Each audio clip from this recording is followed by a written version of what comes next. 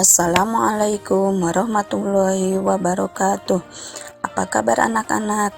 Semoga sehat semuanya ya, dan selalu dalam lindungan Allah Subhanahu wa Ta'ala.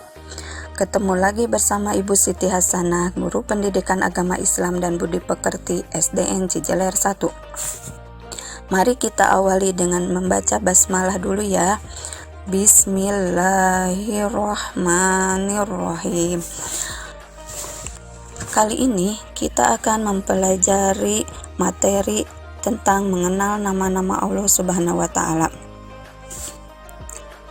Dengan mempelajari materi tentang mengenal nama-nama Allah Subhanahu wa Ta'ala, diharapkan siswa dapat meyakini adanya Asmaul Husna Al-Mumit, Al-Hayyu, Al-Qayyum, dan Al-Ahad. Memahami makna Asmaul Husna Al-Mumit, Al-Hayyu, Al-Qayyum, dan Al-Ahad. Melafalkan Al-Mumit, Al-Hayyu, Al-Qayyum, dan Al-Ahad. Menyebutkan arti Asmaul Husna Al-Mumit, Al-Hayyu, Al-Qayyum, dan Al-Ahad.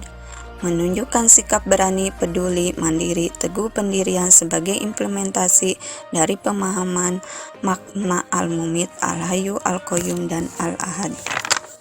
Mari mengenal Allah Subhanahu wa Ta'ala melalui Asmaul Husna ya. Asmaul Husna artinya mengenal nama-nama Allah yang indah dan baik.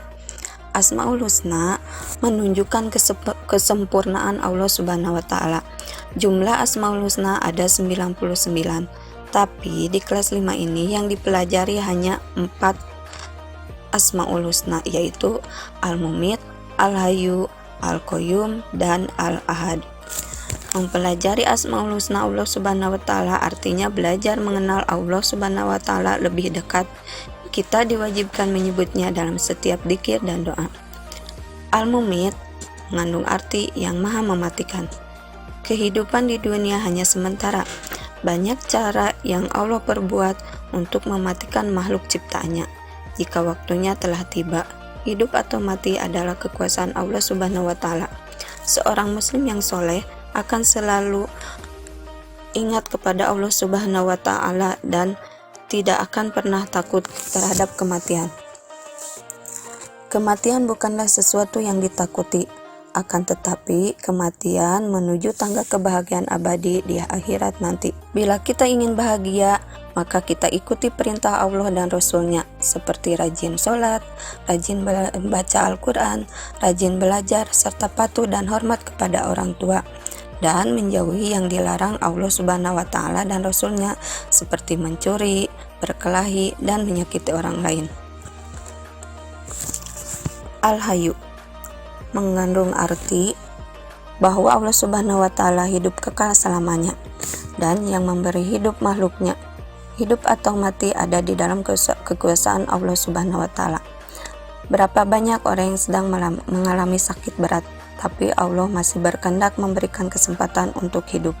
Sebaliknya, sering kita melihat orang tidak sakit, kondisi dalam keadaan sehat walafiat, tiba-tiba saja terdengar sudah meninggal dunia.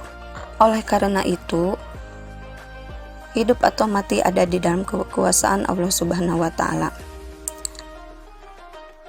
Tugas manusia adalah memelihara kehidupan dan mencari rezeki yang sudah disediakan oleh Allah Subhanahu wa Ta'ala, seperti memelihara diri sendiri dengan cara makan dan minum secara teratur, jangan berlebihan, dan selalu memelihara kebersihan agar tetap sehat.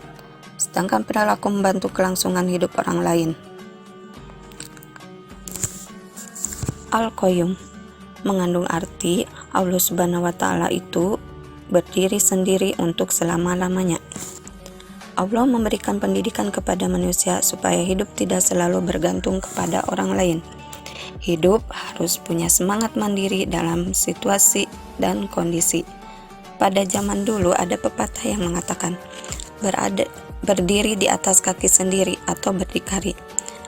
Nah, untuk kelas 5 ini, bila di rumah harus sudah dapat melakukan sendiri hal-hal seperti merapikan tempat tidur, menyiapkan peralatan sekolah, mencari sendiri pakaian sekolah, mengambil sendiri sarapan atau makanan untuk berangkat sekolah.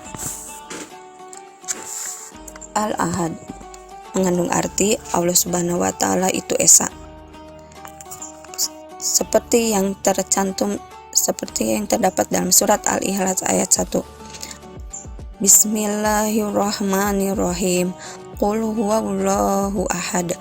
Artinya, katakanlah Muhammad, dialah Allah yang Maha Esa. Disebut pula dengan Al-Wahid, artinya yang Maha Tunggal atau Maha Esa, tak ada sekutu baginya. Allah Subhanahu wa Ta'ala mandiri, tidak membutuhkan yang lainnya. Sifat ini memberi pelajaran kepada manusia agar selalu mandiri, tidak selalu bergantung kepada orang lain. Misalnya mandi, makan, berpakaian, mengerjakan PR, menyusun dan merapikan buku pelajaran di rumah dan di sekolah. Alhamdulillah, pelajaran hari ini sudah selesai anak-anak. Terima kasih sudah mengikuti materi Ibu dengan baik ya. Selamat berjumpa lagi di materi berikutnya. Wassalamualaikum warahmatullahi wabarakatuh.